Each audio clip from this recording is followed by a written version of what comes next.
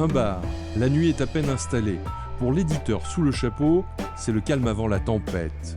Aux 10 coins de Limoges vient de sortir un recueil de 9 nouvelles sur la ville aux 7 collines.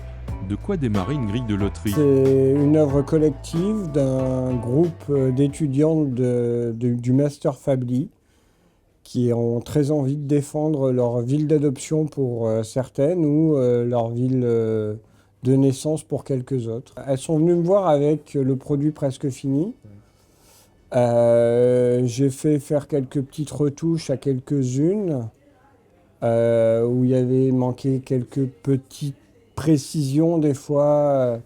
Elles savaient ce qu'elles avaient en tête, mais c'était pas vraiment écrit. Mais la plupart, c'était juste quelques petites retouches. La journée commence simplement pour Ghislain.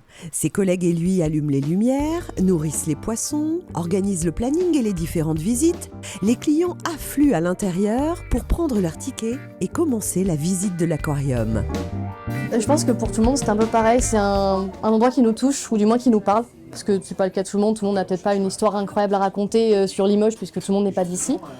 Personnellement, l'aquarium, c'est un peu... j'ai grandi à Limoges, donc l'aquarium, c'est un peu mon petit truc, je trouve. En fin de compte, à l'aquarium, on a l'avantage qu'on peut réellement visiter l'envers du décor. Je l'ai fait plusieurs fois. Et c'est un peu ce truc-là aussi, on nous montre tout. Mais est-ce qu'on nous montre vraiment tout? Est-ce que tout est montrable aussi? Et puis j'aime bien écrire. C'est quelque chose que je me suis rendu compte que j'aimais bien écrire des trucs un peu mystérieux.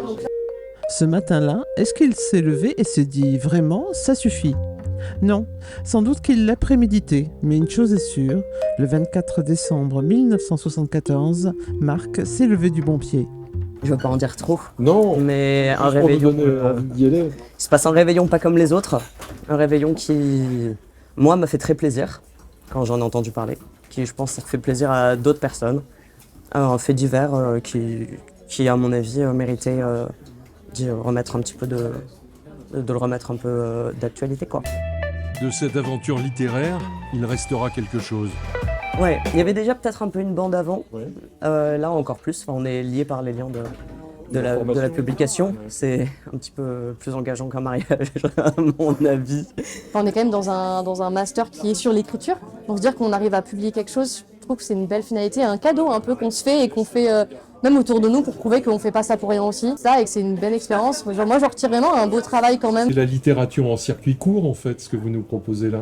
Moi, je suis toujours en circuit court.